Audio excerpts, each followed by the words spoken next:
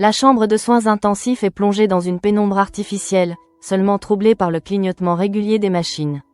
Le corps de Vaina repose immobile, presque irréel, comme si la violence de ce qu'elle a traversé refusait encore de se déposer sur ses traits.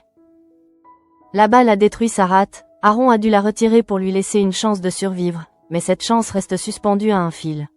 Le coma artificiel est devenu une nécessité, un dernier rempart contre une douleur que son corps ne pourrait pas supporter. Chaque bip du moniteur rappelle à tous que rien n'est gagné, que la frontière entre la vie et la mort est encore dangereusement floue. Sarah et Roxane restent là, côte à côte, mais déjà à distance l'une de l'autre. Leur inquiétude pour leur collègue est réelle, profonde, presque étouffante, mais elle se mêle à quelque chose de plus ancien, de plus sombre. Roxane observe le visage inerte de Vaina et pense à l'agression, à la peur qui ne l'a jamais vraiment quittée depuis. Sarah, elle, tente de rester droite, fonctionnelle, comme si l'uniforme et le rôle de policière pouvaient encore la protéger de ce qu'elle refuse d'affronter. Entre elles, le silence est lourd, chargé de tout ce qui n'a pas été dit depuis des mois. Pendant ce temps, au commissariat, l'atmosphère est tendue. L'affaire Mr. Hyde s'est imposée comme une ombre persistante, insaisissable, presque malsaine. Depuis des semaines, ce pseudonyme circule, inquiète, provoque. Il n'est pas un simple client du réseau d'escorte, il est un prédateur méthodique, patient, dangereux. Les informations sont fragmentaires, les pistes rares, et chaque tentative pour remonter jusqu'à lui se heurte à des murs de cryptage et de faux-semblants. C'est dans ce contexte qu'Aaron débarque, le visage fermé, les traits tirés par la fatigue et la culpabilité.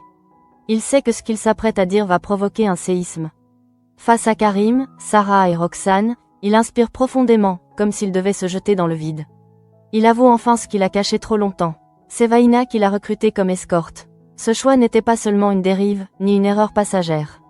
Aaron explique qu'il avait besoin de se mettre en danger, de sentir quelque chose, de se confronter à ses propres limites. Derrière ces mots, il y a une fragilité qu'il n'a jamais vraiment montrée jusque-là. Il raconte aussi le contact avec Mr. Hyde. Une messagerie cryptée, des échanges froids, calculés, jamais une rencontre. Juste assez pour sentir la menace, pour comprendre que cet homme ne joue pas. Aaron reconnaît qu'il aurait dû parler plus tôt, qu'il aurait dû alerter la police dès le premier message. Mais il ne l'a pas fait.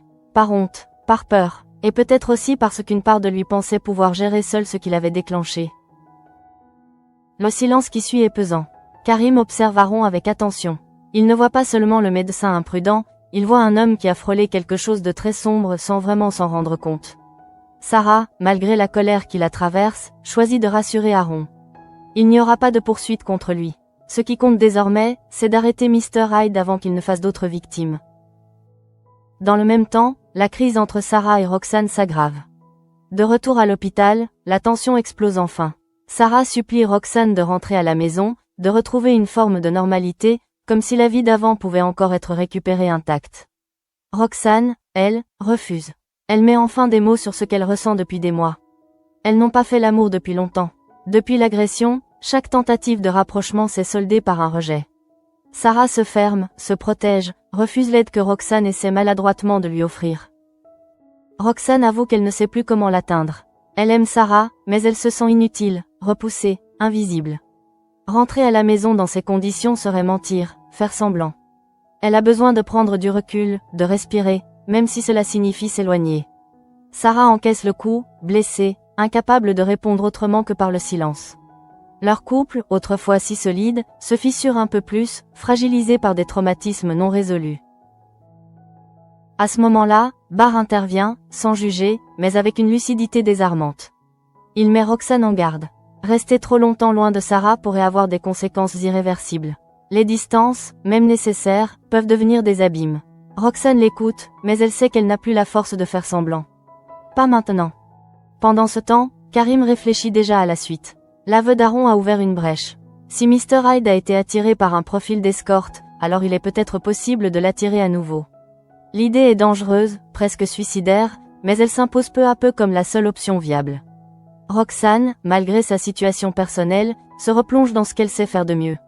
Elle crée un faux profil d'escorte, minutieusement, en respectant les codes, les attentes, les détails qui font la différence. Ce profil n'est pas une simple façade, c'est un appât soigneusement construit. Karim accepte ce rôle sans hésiter. Il sait ce que cela implique. Se glisser dans la peau d'une proie, entrer dans le jeu d'un prédateur, c'est accepter de perdre une part de contrôle. mais il n'a jamais reculé devant le danger quand il s'agissait de protéger les autres. Cette mission d'infiltration n'est pas seulement professionnelle, elle est personnelle. Mr. Hyde représente tout ce qu'il déteste, tout ce qu'il combat depuis des années. Lorsque le message arrive enfin, la tension atteint son paroxysme. Mr. Hyde a répondu. Peu de mots, mais suffisamment pour confirmer qu'il est intéressé, qu'il mord à l'hameçon. Roxane analyse chaque phrase, chaque tournure. Elle sait que le moindre détail peut trahir une intention, une menace. Karim, lui, se prépare mentalement. L'infiltration commence réellement maintenant, et il n'y aura pas de retour en arrière facile. À l'hôpital, Vaina reste plongée dans son coma artificiel. Les médecins sont prudents. Les prochains jours seront décisifs. Son état critique pèse sur tous ceux qui l'ont croisée, aimée, protégée ou parfois incomprise. Elle est devenue malgré elle le symbole de cette affaire, la preuve tangible que Mr. Hyde n'est pas une simple légende urbaine, mais une menace bien réelle. Dans un autre registre, la vie continue, avec ses blessures plus silencieuses. Violette se sent délaissée. Bastien passe de plus en plus de temps avec Esmé, et cette distance la ronge. Elle n'ose pas encore nommer ce qu'elle ressent, mais le malaise est là, bien présent. Charles, fidèle à lui-même, interprète la situation comme une simple jalousie, sans mesurer la profondeur du malaise de Violette. Ellie, de son côté, tente de comprendre ce qui se passe en elle. Elle repense à la maraude avec Violette, à ce moment où elle l'a prise dans ses bras, à cette sensation de bien-être qu'elle n'avait pas anticipée. Elle en parle à Samuel, presque à voix basse, comme si mettre des mots sur ses émotions risquait de les rendre trop réelles. Elle sait désormais qu'elle ne peut plus se taire. Lorsque l'occasion se présente, Ellie décide de ne plus reculer. Elle révèle à Violette qu'elle est déjà sortie avec une fille, qu'elle s'est longtemps préparée à faire une déclaration. L'arrivée soudaine de Bastien précipite les choses. Ellie lâche tout, sans filtre, avouant que cela fait des semaines qu'elle essaie de dire à Violette qu'elle la kiffe. Les mots tombent, irréversibles. Ellie s'en va, laissant derrière elle une Violette muette, incapable de réagir. Pendant ce temps, Aaron tente de réparer ce qu'il peut encore réparer. Il pense à Laurie. Leur relation est floue, fragile, marquée par des non-dits. Lorsqu'il apprend qu'elle a rencontré quelqu'un, qu'elle n'attend rien de sérieux, il ressent un mélange de jalousie et de résignation. Il essaie de l'appeler, sans succès. Alors il lui laisse un message vocal, s'excusant de sa maladresse, exprimant son désir de parler, simplement. Ailleurs, des préoccupations plus légères tentent de s'imposer. Jordan se sent mal à l'aise face à Alex à propos de la promotion des huîtres sur Instagram. Il finit par accepter d'être la muse de Judith, se laissant guider malgré ses doutes. Judith filme Alex, explique la communication, et cette vidéo devient finalement celle qui sera mise en ligne. Une tentative de normalité dans un quotidien saturé de tensions. Mais rien ne peut vraiment apaiser l'angoisse qui plane. Au commissariat, Roxane et Karim savent que le plus dur commence. Mr. Hyde a répondu, et désormais, chaque échange sera une prise de risque supplémentaire. L'infiltration est lancée, et personne ne peut prédire jusqu'où elle les mènera. La nuit tombe sur Seth, enveloppant la ville d'un calme trompeur. Sous cette apparente tranquillité, les lignes de fracture se multiplient. Des vies sont suspendues, des couples vacillent, des vérités éclatent. Et quelque part, derrière un écran, Mr. Hyde observe, calcule, attend. La réponse de Mr. Hyde continue de résonner dans les esprits comme une vibration sourde. Elle n'est pas menaçante en apparence, presque banale, mais c'est précisément ce qui la rend inquiétante. Roxane relit le message encore et encore, traquant le moindre détail, la moindre dissonance. Chaque mot semble peser, calculé, choisi pour ne jamais révéler trop. Karim, debout derrière elle, garde le silence. Il sait que ce genre de prédateur ne se dévoile jamais d'un coup. Il teste, observe, jauge sa proie avant de frapper. Dans le même temps, la décision de Roxane de ne pas rentrer chez elle prend un poids nouveau. Elle n'a pas seulement quitté un appartement, elle s'est arrachée à une illusion, celle qu'en attendant suffisamment longtemps, tout finirait par rentrer dans l'ordre.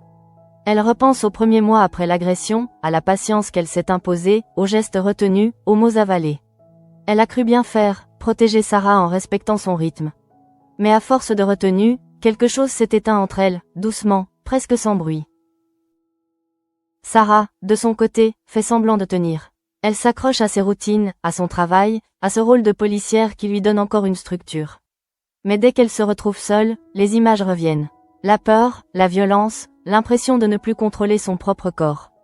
Elle se reproche son rejet de Roxane, sans parvenir à le dépasser. Aimer n'a jamais été aussi difficile. Elle voudrait retrouver celle qu'elle était avant, mais elle ne sait même plus à quoi elle ressemblait. Pendant ce temps, Karim commence à préparer mentalement son infiltration. Le faux profil d'escorte n'est pas qu'un outil, c'est une identité à endosser. Roxane lui explique les détails, les codes, les attentes implicites, la façon de répondre sans trop donner. Karim écoute attentivement, conscient que la moindre erreur pourrait éveiller les soupçons de Mr. Hyde. Il sait aussi que cette mission le confrontera à quelque chose de profondément inconfortable, accepter de se présenter comme un objet de désir pour piéger un homme dangereux.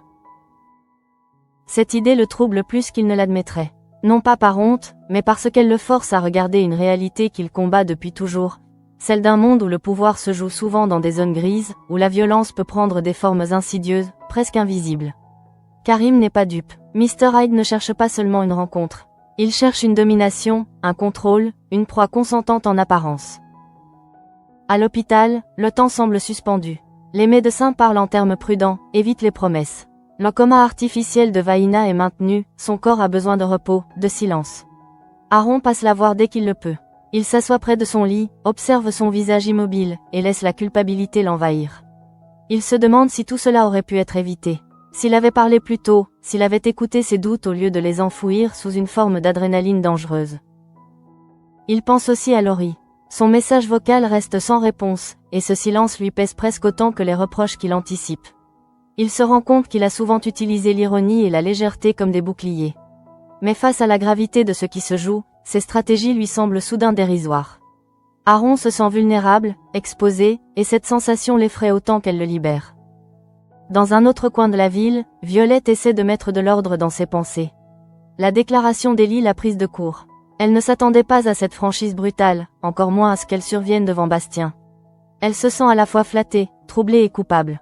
Coupable de ne pas avoir vu, de ne pas avoir compris plus tôt. Elle repense au moment passé avec Ellie, à ces instants où quelque chose d'indéfinissable flottait entre elles, sans jamais se matérialiser. Bastien, lui, ne comprend pas tout de suite ce qui vient de se jouer. Il sent seulement une tension nouvelle, une distance qui s'installe. Sa relation avec Esmé l'occupe, le rassure, mais il perçoit désormais que Violette s'éloigne. Il tente de se convaincre que ce n'est qu'une phase, une jalousie passagère. Mais au fond de lui, un doute commence à germer. Pendant ce temps, Roxane et Karim poursuivent leur stratégie. Ensour que le faux profil reste crédible, Roxane choisit chaque réponse avec soin. Elle sait que Mr. Hyde observe, analyse, attend un faux pas. Karim se prête au jeu, conscient que chaque message l'entraîne un peu plus loin. L'adrénaline monte, mais il la canalise. Il n'est pas là pour jouer, il est là pour attraper un homme dangereux. Le message suivant de Mr. Hyde arrive plus rapidement que prévu. Cette rapidité inquiète Roxane. Elle y voit un signe d'impatience, peut-être même d'excitation. Mr. Hyde pose des questions, cherche à cerner la personnalité derrière le profil. Karim répond, dosant parfaitement entre distance et intérêt. Il sent pourtant une pression étrange, comme si, malgré l'écran, l'autre homme essayait déjà de prendre le dessus. Au commissariat, l'équipe reste en alerte. Sarah suit l'évolution de l'infiltration à distance, malgré le tumulte émotionnel qui la traverse. Elle se force à rester concentrée, professionnelle. Mais chaque notification, chaque nouveau message, ravive en elle la conscience du danger. Elle sait que Karim s'expose, et cette responsabilité l'angoisse. Dans le même temps, Jordan tente de trouver sa place. La promotion des huîtres sur les réseaux sociaux le met mal à l'aise. Il n'aime pas se mettre en avant, encore moins jouer un rôle. Pourtant, Judith l'encourage, le rassure. Il accepte finalement, non par ambition, mais par loyauté. Il veut aider, participer, même modestement, à quelque chose de positif.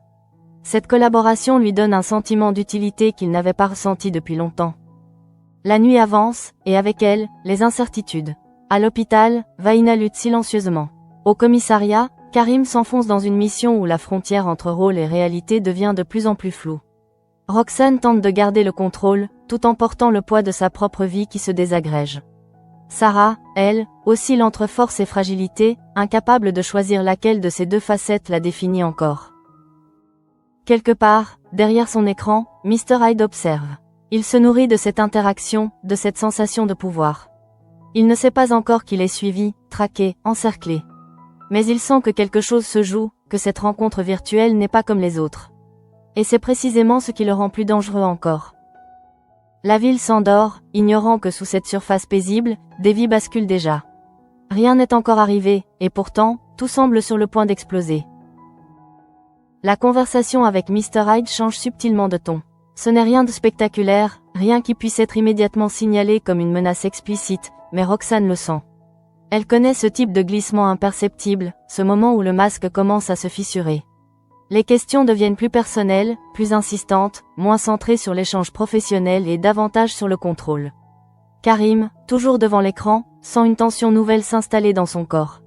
Il n'est plus seulement un appât, il devient un territoire que l'autre cherche à baliser. Roxane lui murmure de rester calme, de ne pas se braquer. Elle ajuste chaque réponse, comme on corrige la trajectoire d'un avion en pleine turbulence. Mr. Hyde teste les limites, cherche à comprendre jusqu'où il peut aller sans provoquer de rupture. Karim joue le jeu, mais intérieurement, quelque chose se crispe.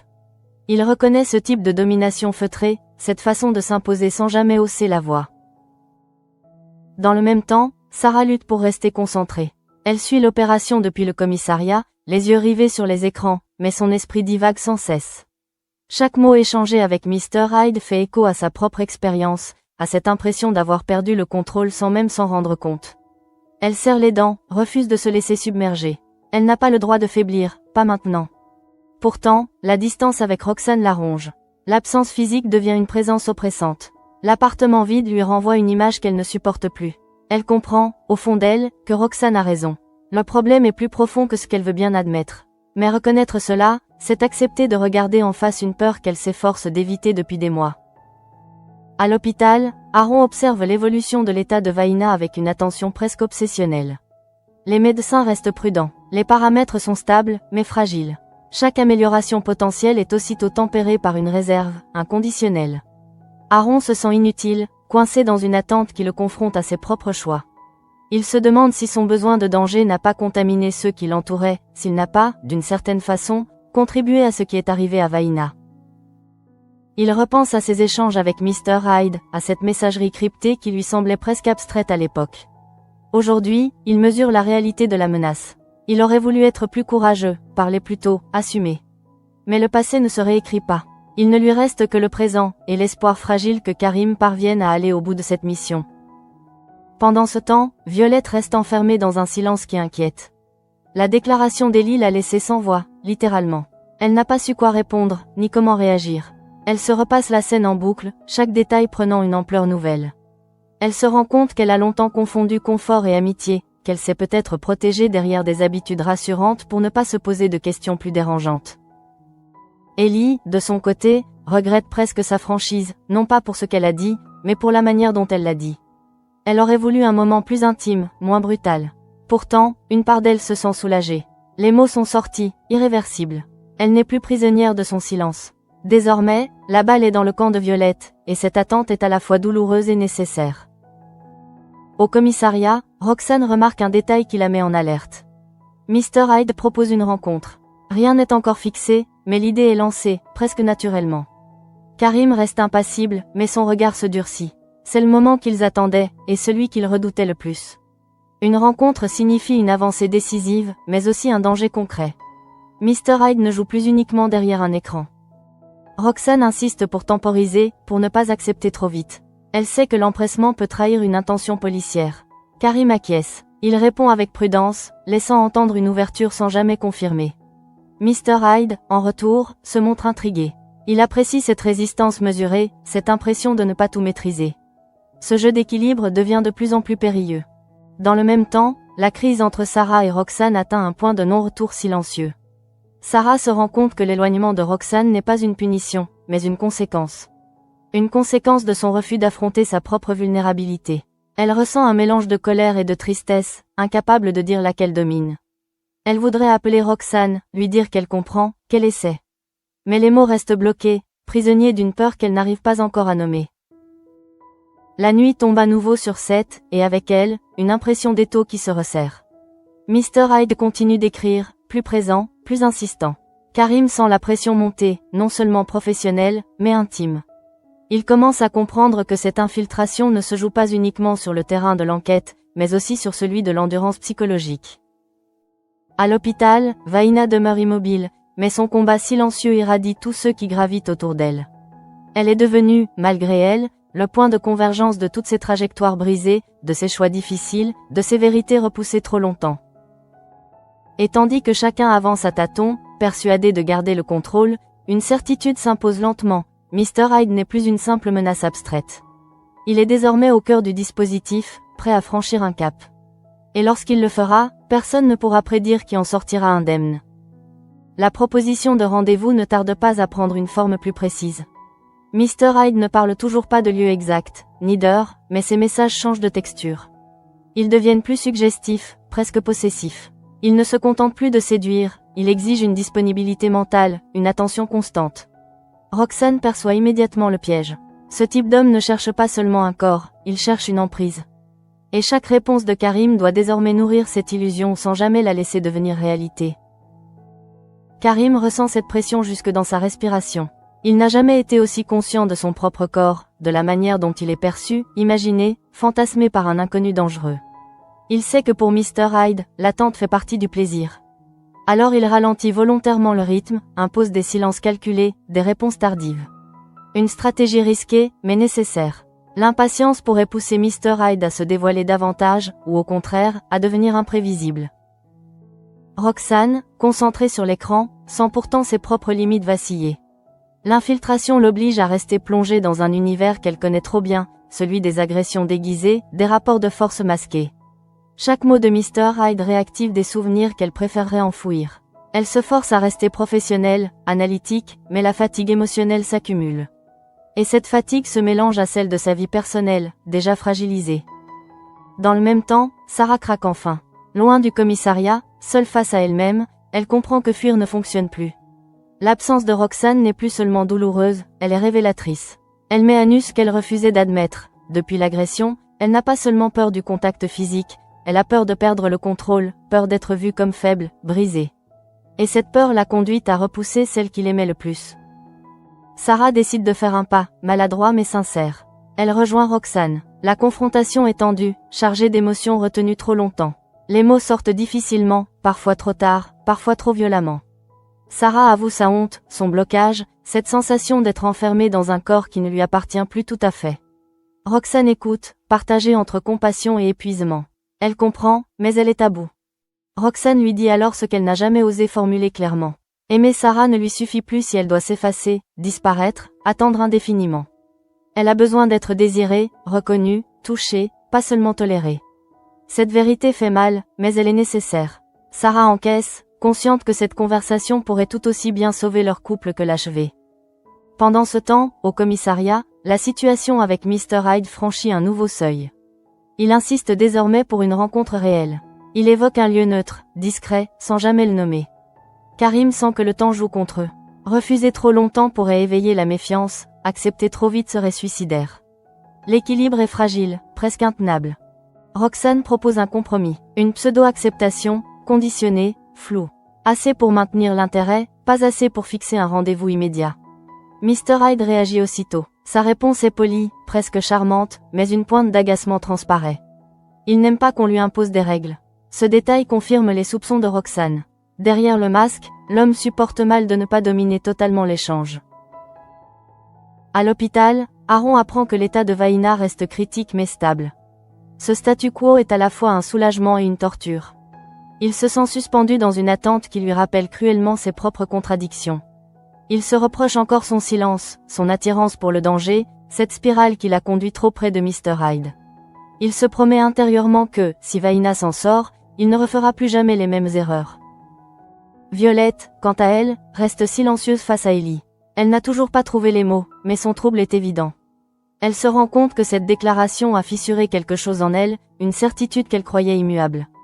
Elle observe Bastien, son éloignement progressif, et se demande si elle ne s'est pas réfugiée dans une relation confortable pour éviter de se confronter à des questions plus profondes sur elle-même. Ellie attend, partagée entre espoir et résignation. Elle sait que l'absence de réponse est déjà une forme de réponse, mais elle refuse d'y voir un rejet définitif. Pour la première fois, elle a osé être honnête, et quoi qu'il arrive, elle ne regrette pas ce pas. La nuit avance, et avec elle, le sentiment que tout est désormais en mouvement. Mr. Hyde se rapproche. Karim s'expose un peu plus à chaque message. Sarah et Roxane se retrouvent face à une vérité qu'elles ne peuvent plus ignorer. Vaina lutte toujours, silencieusement, comme un rappel constant de ce que le danger peut coûter. Rien n'est encore arrivé, mais tout est prêt à basculer. Le prochain choix, le prochain message, la prochaine décision pourrait tout changer. Et dans cette tension extrême, chacun comprend que l'épisode ne fait que commencer, que le pire, comme le meilleur, reste à venir. La discussion avec Mr. Hyde atteint enfin ce point de bascule que tout le monde redoutait. Après des heures de silence calculé et de réponses soigneusement dosées, l'homme cesse de tourner autour du pot. Il impose un cadre, pas encore un lieu précis, mais une temporalité. Il veut savoir quand. Cette exigence, presque sèche, trahit une impatience qui n'est plus feinte. Roxane comprend immédiatement que le jeu a changé. À partir de maintenant, chaque mot engage une conséquence réelle. Karim sent son estomac se nouer. Accepter, même partiellement, c'est s'exposer. Refuser, c'est risquer de perdre Mr. Hyde, et peut-être l'unique chance de l'attraper. Il se concentre, écoute Roxane, suit ses indications à la lettre. Ensemble, ils élaborent une réponse qui ouvre la porte sans jamais la franchir totalement. Karim se dit disponible, mais pas à n'importe quelle condition. Il laisse entendre qu'il a besoin de se sentir en confiance. Cette inversion subtile du rapport de force intrigue immédiatement Mr. Hyde. La réponse ne tarde pas. Elle est polie, presque rassurante, mais un détail frappe Roxane. Mr. Hyde parle désormais comme s'il était certain que la rencontre aura lieu. Il ne pose plus la question, il l'anticipe. Ce glissement confirme ce qu'elle redoutait. Dans l'esprit de cet homme, la décision est déjà prise. Il considère Karim comme acquis. Au commissariat, la tension est palpable. L'équipe est sur le qui-vive. Chacun sait que l'opération entre dans sa phase la plus dangereuse. Karim n'est plus seulement un profil sur un écran, il est une cible potentielle. La préparation devient plus concrète. Des scénarios sont évoqués, des hypothèses de lieu, des protocoles de sécurité. Mais malgré toutes ces précautions, une certitude demeure. Rien ne peut être totalement maîtrisé face à quelqu'un comme Mr. Hyde. Dans le même temps, Sarah et Roxane accusent le contre-coup de leur confrontation. Les mots échangés ont laissé des traces profondes. Sarah se sent à la fois soulagée et terrifiée. Pour la première fois depuis longtemps, elle a osé dire ce qu'elle ressentait vraiment. Mais cette honnêteté la met face à une réalité qu'elle ne peut plus ignorer. Elle réalise que son silence et son refus ont blessé Roxane bien plus qu'elle ne voulait l'admettre. Roxane, de son côté, est épuisée. Elle a ouvert une porte qu'elle gardait fermée depuis trop longtemps. Dire qu'elle a besoin d'être désirée, reconnue, ce n'est pas une accusation, c'est une nécessité vitale. Pourtant, elle doute. Elle se demande si Sarah est réellement prête à affronter ce chemin, ou si cette discussion n'est qu'un sursaut avant un nouvel enlisement. L'amour est toujours là, mais il est fragile, meurtri. À l'hôpital, le temps continue de s'étirer. Vaina reste dans le coma artificiel. Les médecins parlent d'un état stable, mais le mot sonne creux. Aaron s'accroche à cette stabilité comme à une promesse silencieuse. Il passe de longues minutes auprès d'elle, lui parlant parfois à voix basse, comme si elle pouvait l'entendre. Il lui parle de culpabilité, de regret, de cette peur qu'il a désormais de se mettre en danger inutilement. Il se rend compte que ce besoin d'adrénaline cachait une fuite, une incapacité à affronter ses propres failles. En quittant la chambre, Aaron croise Sarah. Leurs regards se croisent brièvement. Il y a entre eux une compréhension tacite, née de la même peur, de la même impuissance. Ils n'échangent que quelques mots, mais chacun sait que l'autre est profondément affecté par ce qui se joue autour de Vaina. Pendant ce temps, ailleurs à Sète, la vie semble continuer presque normalement. Violette évite Ellie, pas par rejet, mais par confusion. Elle n'arrive pas encore à mettre de l'ordre dans ce qu'elle ressent. La déclaration d'Ellie a agi comme un révélateur brutal. Elle observe sa relation avec Bastien d'un œil nouveau, se demandant si elle ne s'est pas installée dans quelque chose de confortable pour éviter de se poser des questions plus profondes sur elle-même. Ellie, elle, oscille entre patience et découragement. Elle se répète qu'elle a fait ce qu'elle devait faire, qu'elle a été honnête. Mais l'attente est lourde. Chaque silence de Violette devient une épreuve. Elle se demande si elle n'a pas tout gâché, si elle n'a pas forcé une vérité que l'autre n'était pas prête à entendre. Au commissariat, un nouveau message de Mr. Hyde arrive. Il propose enfin un rendez-vous, toujours de manière indirecte. Un lieu discret, à l'écart, sans témoin. Rien n'est écrit noir sur blanc, mais l'intention est claire. Roxane sent un frisson la parcourir. C'est exactement le type de scénario qu'elle redoutait. Karim reste silencieux quelques secondes de trop, conscient que ce moment marque un point de non-retour. Il accepte, pas totalement, pas définitivement, mais suffisamment pour que Mr. Hyde y voie un feu vert. Cette décision pèse immédiatement sur lui. Il sait que chaque pas supplémentaire l'éloigne de la sécurité relative du virtuel. Pourtant, il ne recule pas. Il pense à Vaina, à toutes les victimes potentielles, à cette nécessité de stopper Mr. Hyde avant qu'il ne frappe à nouveau. La nuit tombe une fois de plus sur Sète. Les lignes sont tracées. La rencontre est désormais envisagée, presque programmée. Les émotions sont à vif, les nerfs à fleur de peau. Sarah et Roxane avancent prudemment sur un terrain miné. Karim se prépare à entrer dans l'antre du danger. Et quelque part, Mr. Hyde se réjouit, convaincu que tout irait bas attaché à sa volonté, sans imaginer qu'il est peut-être déjà encerclé. L'idée du rendez-vous s'installe comme une présence oppressante. Même sans date ni lieu clairement fixé, elle plane sur chacun des gestes, chacune des décisions. Karim sent le poids de cette attente s'infiltrer dans ses pensées. Il ne s'agit plus seulement d'un rôle à tenir, mais d'une exposition réelle, physique, à un danger qu'il connaît trop bien pour l'avoir vu à l'œuvre dans d'autres affaires. Cette fois, pourtant, il n'y a pas de distance rassurante. L'écran n'est plus une barrière suffisante. Roxane redouble de vigilance. Elle passe en revue chaque échange avec Mr. Hyde, tente d'anticiper ses mouvements. Elle remarque un changement subtil mais inquiétant. L'homme parle désormais comme s'il détenait une forme de supériorité morale. Il se montre faussement attentionné, presque protecteur, évoquant la nécessité de respect et de confiance. Ces mots, utilisés hors contexte, sonnent comme des avertissements. Roxane sait que ce discours est typique des manipulateurs. Il prépare le terrain pour inverser les rôles, pour justifier ce qui suivra. Karim écoute, prend note, mais garde ses réactions pour lui. À l'intérieur, une tension sourde s'installe. Il pense à sa fille, à ce qu'il risquerait de perdre si quelque chose tournait mal. Il se demande brièvement s'il est prêt à aller jusqu'au bout. Puis il chasse cette pensée. Reculer maintenant serait accepter que Mr. Hyde continue, qu'il reste impuni, invisible. Ce n'est pas une option. Au commissariat, l'équipe affine les derniers détails. Les scénarios se multiplient, chacun plus inquiétant que le précédent. Rien ne garantit que Mr. Hyde se présentera réellement, ni qu'il viendra seul. L'incertitude est totale. Sarah suit ses préparatifs avec une attention fébrile. Elle ressent la responsabilité qui pèse sur Karim comme si elle était la sienne. Chaque étape la rapproche un peu plus de cette angoisse qu'elle tente pourtant de maîtriser. Dans le même temps, la relation entre Sarah et Roxane évolue lentement, douloureusement. La discussion qu'elles ont eue continue de résonner. Sarah n'a pas trouvé de solution miracle, mais elle a cessé de fuir. Elle tente de rester présente, d'écouter sans se refermer. Roxane perçoit cet effort, même s'il est fragile. Elle comprend que la reconstruction ne peut être ni rapide ni linéaire. Pourtant, elle refuse désormais de s'effacer. Elle veut avancer, même si le chemin reste incertain. À l'hôpital, l'attente se prolonge. Vaina demeure plongée dans son coma artificiel, et ce silence médical pèse lourd. Aaron reçoit enfin des nouvelles un peu plus encourageantes. Les constantes sont stables, le risque immédiat semble écarté. Rien n'est encore gagné, mais cette infime amélioration suffit à lui redonner un souffle d'espoir. Il se surprend à parler à Vaina, à lui raconter ce qui se passe, comme si ces mots pouvaient l'ancrer davantage du côté des vivants. Il pense aussi à Karim, à cette mission qui le dépasse. Il se sent lié à tout cela, comme si son propre choix de se mettre en danger avait déclenché une chaîne d'événements incontrôlables. Cette prise de conscience le bouleverse. Il se promet intérieurement de changer, de ne plus confondre fuite et courage. Pendant ce temps, Mr. Hyde se fait plus présent.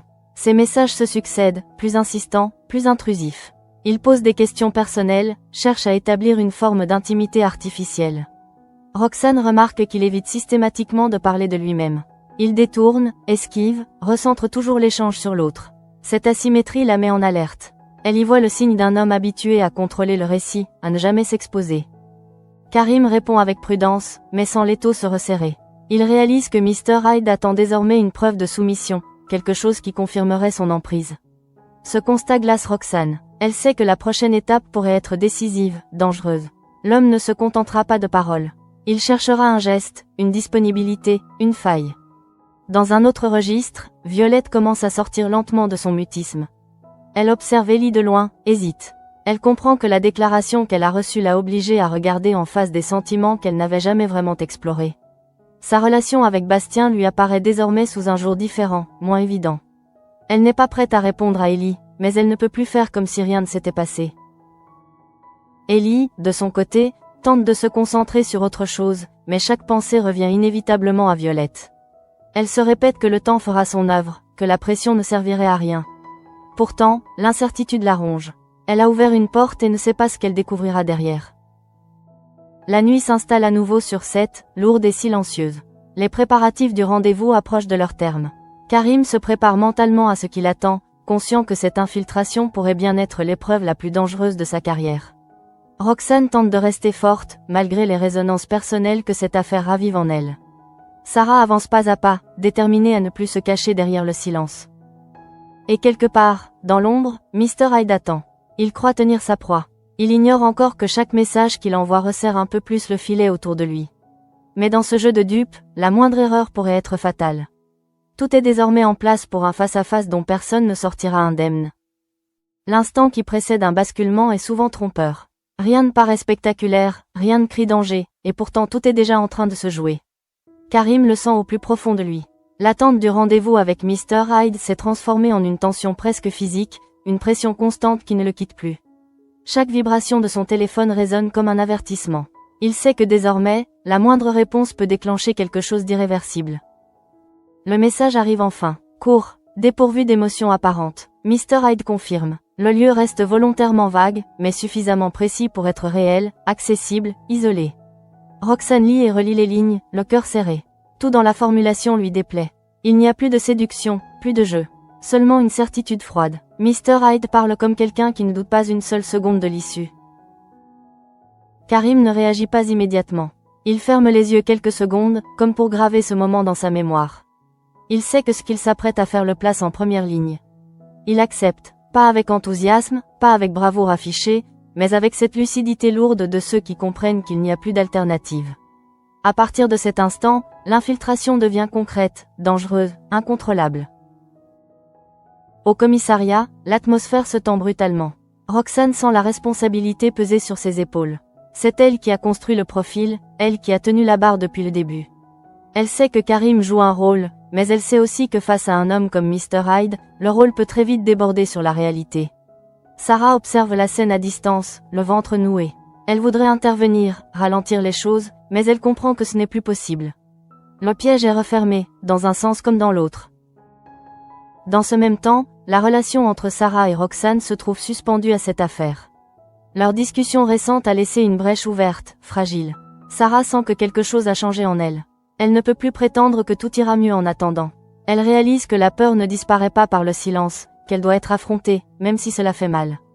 Elle regarde Roxane, concentrée, tendue, et comprend à quel point elle a risqué de la perdre sans même s'en rendre compte. Roxane, elle, perçoit ce regard, cette présence nouvelle de Sarah. Elle ne sait pas encore si cela suffira. Elle sait seulement qu'elle ne peut plus revenir en arrière. Trop de choses ont été dites, trop de limites ont été atteintes. Elle aime toujours Sarah, profondément, mais elle refuse désormais de se sacrifier. Cette affaire avec Mr. Hyde agit comme un miroir cruel, lui renvoyant sans cesse l'image du danger que représente l'effacement de soi. À l'hôpital, une légère agitation se fait sentir autour de la chambre de Vaïna. Les constantes évoluent, imperceptiblement. Les médecins restent prudents, mais Aaron sent quelque chose changer. Ce n'est pas encore un réveil, ni même une amélioration franche, mais un frémissement, une résistance du corps qui refuse de céder. Cette infime variation suffit à le bouleverser. Il s'accroche à cet espoir fragile comme à une promesse muette. Aaron pense à tout ce qui s'est enchaîné depuis ses choix, à cette spirale qu'il n'a pas su arrêter à temps. Il comprend que Vaïna est devenue, malgré elle, le point de rupture de plusieurs trajectoires. Il se jure que si elle survit, il devra affronter les conséquences de ses actes, sans détour, sans fuite. Ailleurs, dans un silence lourd de sens, Violette observe Ellie de loin. Elle n'a toujours pas répondu, mais quelque chose a changé dans son regard. La déclaration d'Ellie a fissuré un équilibre qu'elle croyait solide. Elle ne sait pas encore ce qu'elle ressent, mais elle sait désormais qu'elle ne peut plus ignorer cette question. Sa relation avec Bastien lui apparaît floue, presque lointaine. Elle se rend compte que le confort ne suffit plus à définir ce qu'elle veut vraiment. Ellie, de son côté, sent cette distance, mais perçoit aussi un frémissement, une hésitation nouvelle chez Violette. Elle ne s'autorise pas à espérer trop vite, mais elle comprend que le silence n'est peut-être pas un refus définitif. Pour la première fois, elle accepte de laisser les choses venir, sans forcer, sans se cacher. La nuit s'épaissit sur 7. Le moment du rendez-vous approche. Karim se prépare à quitter le commissariat, le visage fermé, les pensées en ordre apparent. À l'intérieur, pourtant, tout est en tension. Il sait qu'il entre dans une zone où la frontière entre contrôle et chaos est extrêmement fine. Roxane le regarde partir, avec cette angoisse sourde que seule l'impuissance peut provoquer. Elle sait qu'elle a fait tout ce qu'elle pouvait. Le reste ne lui appartient plus. Et quelque part, loin des regards, Mr. Hyde attend. Convaincu d'avoir gagné, convaincu que cette rencontre confirmera son pouvoir. Il ignore encore que chaque pas qu'il fait vers Karim le rapproche aussi de sa chute. Mais dans ce jeu dangereux, une certitude s'impose. Personne ne sortira indemne de ce face-à-face. L'épisode s'achève sur cette attente insoutenable. Un rendez-vous accepté, une vie suspendue dans un lit d'hôpital. Des couples au bord de la rupture ou de la reconstruction. Et l'ombre de Mr. Hyde, plus menaçante que jamais, prête à frapper.